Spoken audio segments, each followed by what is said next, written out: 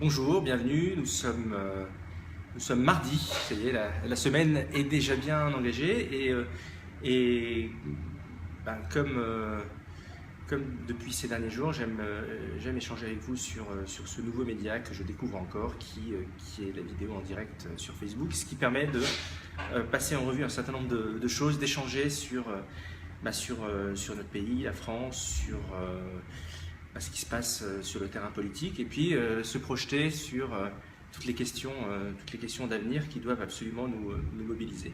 Alors, je voudrais attirer votre attention sur un événement qui s'est passé en Italie, qui est absolument passionnant. Et vous allez voir évidemment où je vais en venir. En ce moment, vous avez les élections municipales de Rome. Vous avez eu le premier tour.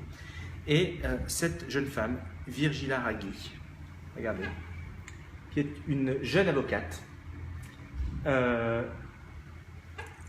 33 ans. Elle vient d'être au premier tour, donc elle est élue, enfin elle n'est pas encore élue, mais elle est au second tour, mais en tête du premier tour avec plus de 33% des voix. Cette femme-là, 33 ans, avocate de la société civile, n'était pas connue il y a 3 mois. Et pourtant, elle est aujourd'hui en passe de devenir maire de l'une des plus grandes villes d'Europe. Sauf si alors c'est une candidate hors parti, en tous les cas hors des grands partis. Et si tous les vieux partis italiens ne se liguent pas contre elle, cette femme est la future maire de Rome. Et finalement, on se rend compte que ce qui se passe en Italie est exactement la même chose qui se passe aux États-Unis. Prenons l'exemple de Trump, par exemple, qui n'est pas forcément quelqu'un que je porte dans mon cœur. Je pense très honnêtement que si j'étais américain, j'aurais du mal à voter pour Trump. Encore que on ne doit pas avoir l'arrogance, nous, en France, de juger ce qui se passe dans d'autres pays. Mais toujours est-il que Trump, c'est là aussi un candidat hors système. C'est un candidat qui a réussi à hacker, ce qui est quand même assez formidable, les primaires du Parti républicain, qui est l'un des 2 grands partis américains. Donc c'est un homme qui arrive de l'extérieur avec son côté cow-boy, et il réussit. Regardez ce sondage-là qui a été publié, je vais vous le montrer, il y a un an, sur les candidats à la primaire républicaine aux États-Unis. Vous voyez le tout dernier là, de Donald Trump. Eh bien, il était crédité de 1% des voix. Et c'était il y a à peine un an. Quand le favori des sondages à l'époque, c'était Jeb Bush, le fameux frère de George W. Bush, donc un candidat de la caste, si je puis dire, parce que les États-Unis, ils ont évidemment leur caste. Et voilà, celui qui faisait 1%, qui n'avait aucune expérience politique il y a un an, sera, et c'est mon pronostic, le prochain président des États-Unis. Pour le meilleur et pour le pire, mais bon, c'est un fait. Et les Américains, d'ailleurs, ces élections sont passionnantes. Parce que les Américains ont un choix entre, d'un côté, le candidat anti-système, qui est Donald Trump, et qui est vraiment dans l'anti-système, et d'un autre côté, la candidate probable, Hillary Clinton, qui est celle de l'hyper-système. Hillary Clinton, elle est dans le système politique américain depuis des décennies. C'est la femme de l'ancien président des États-Unis, sénatrice de New York. Hillary Clinton, c'est l'hyper-système. Donald Trump, c'est l'anti-système. Et aux États-Unis, comme en Italie, je viens d'en parler avec la peut-être future maire de Rome, encore une fois, c'est l'anti-système qui prend le dessus. Et la France, vous allez me dire. Alors ce qui se passe est absolument désespérant, parce que à l'heure où nous parlons, les protagonistes de la prochaine élection présidentielle seront, et je suis quasiment prêt à prendre le pari avec vous, seront Nicolas Sarkozy, François Hollande. Et je sais à quel point, en disant une chose pareille, je m'inscris à l'encontre des sondages, parce que l'un comme l'autre aujourd'hui sont loin d'être les favoris. Nicolas Sarkozy est largement devancé par Alain Juppé dans la primaire des Républicains. Mais je vous le dis, Nicolas Sarkozy sera le candidat des Républicains à l'élection présidentielle. Je ne sais pas comment il s'y prendra, mais en tous les cas, croyez-moi, croyez-le surtout, il c'est une bête politique. C'est une bête politique. C'est un animal politique. C'est quelqu'un qui, au même titre que François Hollande, qui se sont formatés pour la conquête du pouvoir et qui ensuite, une fois qu'ils sont en responsabilité, se contrefichent vraiment de la façon dont ils gouvernent les choses. Mais Nicolas Sarkozy, comme François Hollande, sont des animaux politiques et j'en prends le pari avec vous aujourd'hui, ce seront les candidats des Républicains et du Parti Socialiste, même si rien aujourd'hui dans les sondages peut laisser le présager. Alors évidemment, à côté de ces deux candidats des vieux partis, vous aurez Marine Le Pen, bon, c'est évidemment une certitude. Vous aurez François Bayrou, parce que François Bayrou aujourd'hui soutient officiellement Alain Juppé, tout en espérant qu'il n'y aille pas, mais comme Alain Juppé n'ira pas, François Bayrou ira.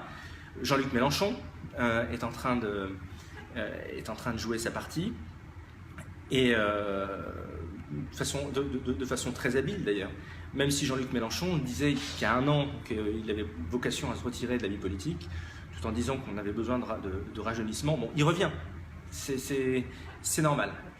Et bon, vous aurez sûrement une candidature du flot pour faire de la figuration. Bref, ce qui se prépare aujourd'hui, c'est une élection présidentielle de 2017 qui mettra en scène les mêmes protagonistes que l'élection présidentielle de 2012.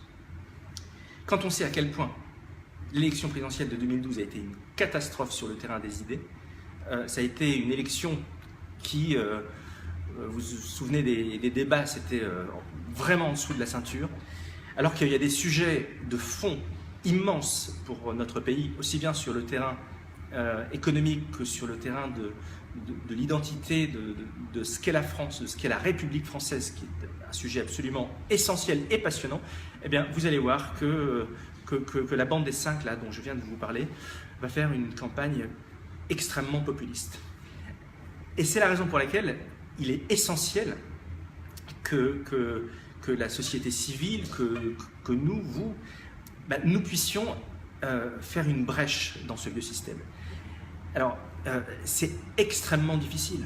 C'est extrêmement difficile parce que ce vieux système, vous le savez, souvent quand on parle de ceux qui nous dirigent, nous employons abusivement le terme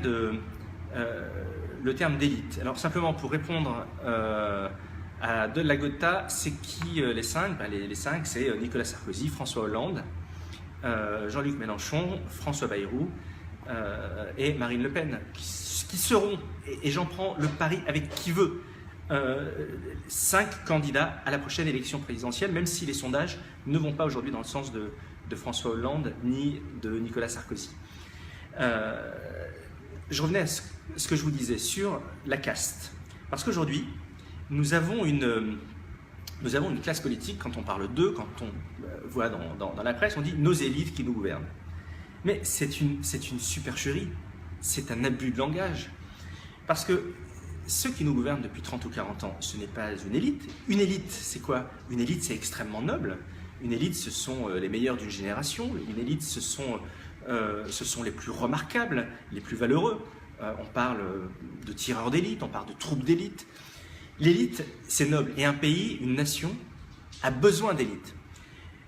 Toute l'anomalie, c'est que ceux qui nous gouvernent depuis maintenant 30 et 40 ans, qui sortent des mêmes écoles, se font passer pour une élite alors qu'ils sont une caste. D'ailleurs, cette supercherie, c'est tout leur talent. C'est une caste qui est endogame, qui recrute en son sein. D'ailleurs, Emmanuel Macron est ce que j'appelle un bébé de la caste, c'est-à-dire c'est ce qu'a trouvé la caste pour donner l'illusion d'un renouvellement, alors qu'elle ne se renouvelle pas. La caste, elle fait tout pour se protéger contre l'extérieur. Simplement pour répondre à Boubacar qui vient de me poser une question, est-ce que Macron sera candidat? Je prends le pari qu'il ne le sera pas. Voilà. Je prends le pari qu'il ne le sera pas parce que Macron est quelqu'un qui aujourd'hui est porté par... Vous savez, pour être président de la République, il faut l'avoir dans les tripes depuis longtemps. Et le problème de Macron, qui est exactement le même problème que Alain Juppé, c'est qu'ils se sont trouvés une vocation parce qu'ils se sont portés par les sondages. C'est quand vous êtes galvanisé par les sondages dans une société du spectacle, eh bien à un moment donné, évidemment, si vous, Boubacar, je vous dis, mais pourquoi tu ne te présentes pas? Il faut que tu sois le prochain président, il faut que tu sois le prochain président, et bien vous finirez par vous dire, bah oui, après tout, si tout le monde m'y voit, pourquoi je n'irai pas? Et la réalité, c'est que Macron n'ira pas parce qu'il n'a pas ça dans les tripes, d'une part, et Macron n'ira pas parce que, enfin, je ne sais pas si vous connaissez son projet, sa vision du monde. C'est grosso modo ce qu'il pense sur le terrain économique. Il y a des choses intéressantes, il y en a d'autres qui sont plus contestables, mais sur tous les autres sujets, les sujets qui sont quasiment existentiels pour la nation, ben, on n'en sait absolument rien. Donc c'est un feu de paille. Maintenant, pour répondre à Loris de la Gotha, est-ce que Macron est un bon ministre? Alors Macron, c'est quoi un bon ministre? Un bon ministre, c'est quelqu'un qui agit, c'est quelqu'un qui fait des choses. Et le problème de Emmanuel Macron, comme de beaucoup de ses collègues, c'est qu'il passe son temps à commenter, à dire ce qu'il faudrait faire, mais en oubliant complètement qu'il est en capacité, qu'il a les manettes pour le faire. Mais c'est quoi cette façon de faire de la politique? Vous savez, il y a une phrase du général de Gaulle que je trouve très intéressante, qui dit le rôle d'un gouvernement n'est pas de commenter, c'est de donner des ordres. Et aujourd'hui, ce que j'observe, pour vous répondre sur la question est-ce que Macron est un bon ministre, ce que j'observe, c'est qu'il dit des trucs très intéressants, mais qu'il ne fait pas dans les actions de choses remarquables pour le pays. Mis à part les lignes de bus et l'ouverture du dimanche, et encore, l'ouverture du dimanche, ça peine à être mis en place. L'engagement politique, c'est quoi? C'est soit vous avez des idées et vous avez les moyens de les mettre en œuvre et vous le faites, ou alors vous vous en allez. Si M. Macron a plein d'idées et estime que sa hiérarchie ne lui permet pas de les mettre en œuvre, eh bien qu'il prenne à témoin l'opinion publique, qu'il aille à la télévision, qu'il dise « je n'ai pas les moyens de faire ce que j'ai envie de faire et je m'en vais ». Et là, ça sera respectable. Maintenant, pour répondre à Soufiane, il est peu probable que Valls y aille, je pense, parce que Manuel Valls est quelqu'un de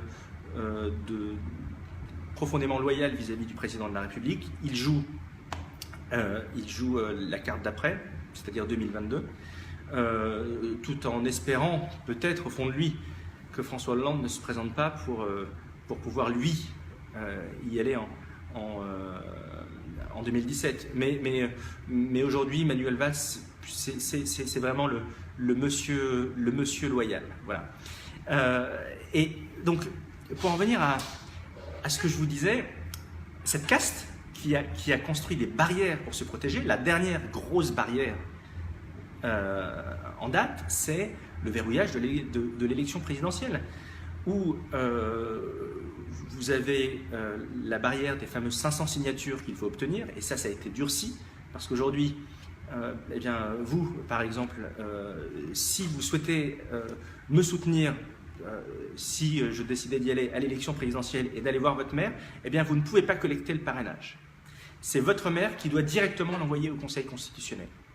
Ce qui rend les choses extrêmement compliquées, parce que ça veut dire qu'il y a une démarche de la part du maire et il faut qu'il vous ait dans la tête. Ce qui avantage évidemment les grands partis politiques.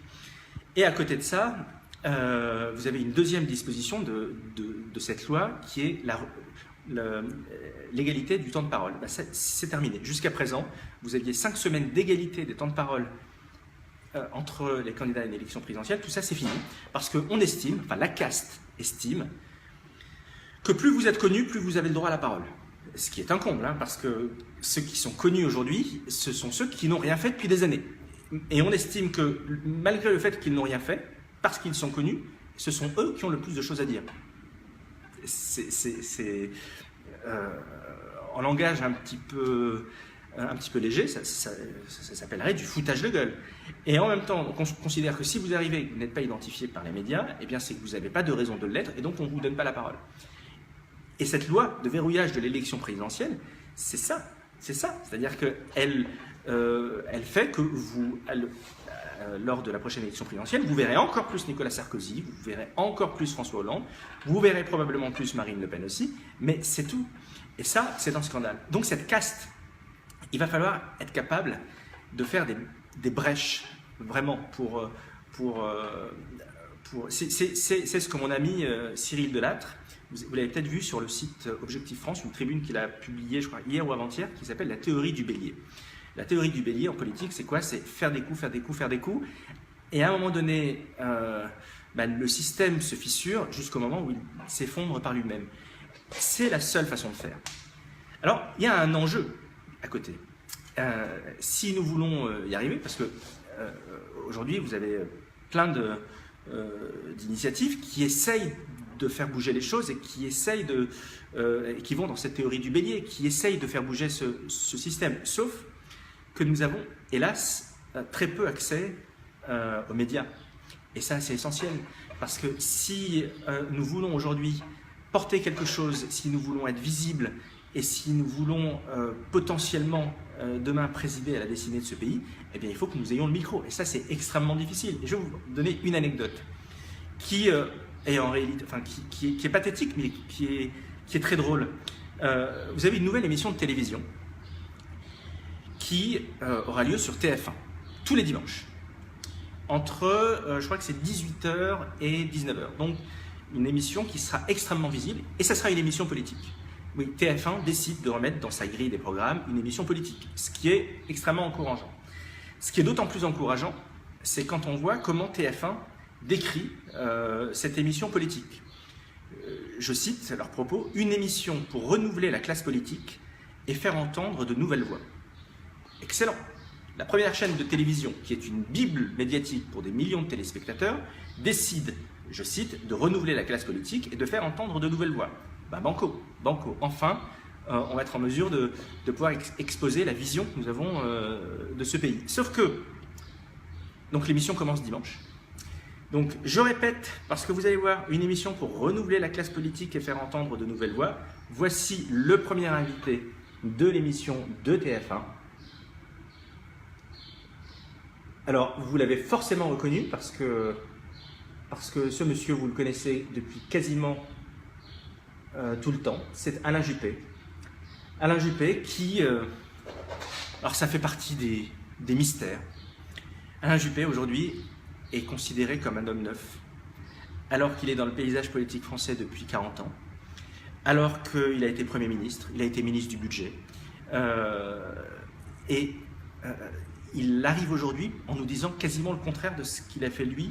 Alors, il a été ministre de la Défense aussi, il a été ministre des Affaires étrangères, il a à peu près tout fait. Ça me fait penser d'ailleurs à un sketch des Inconnus que j'avais posté sur ma page Facebook il y a une quinzaine de jours.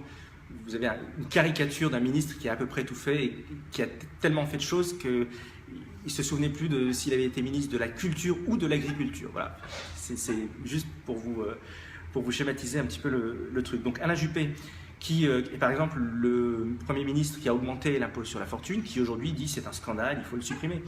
Alain Juppé, c'est un pur produit de la caste.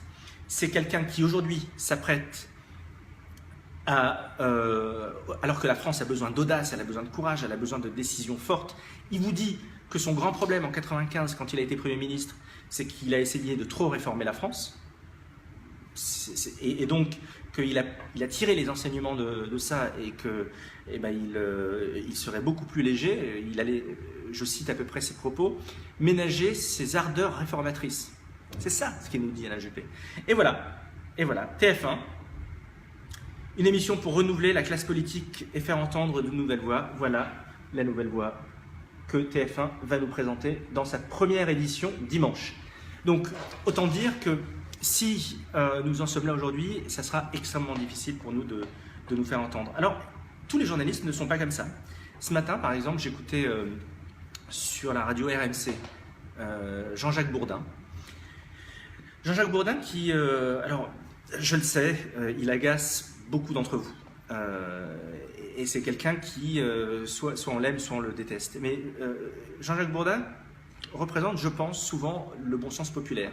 Et il a dit quelque chose que j'ai noté d'ailleurs, parce que j'ai trouvé ça très intéressant, parce que je voulais vous le répéter. Il a dit, j'ai rarement vu, donc il a dit ça à l'antenne, à la radio, j'ai rarement vu un pays aussi noyauté.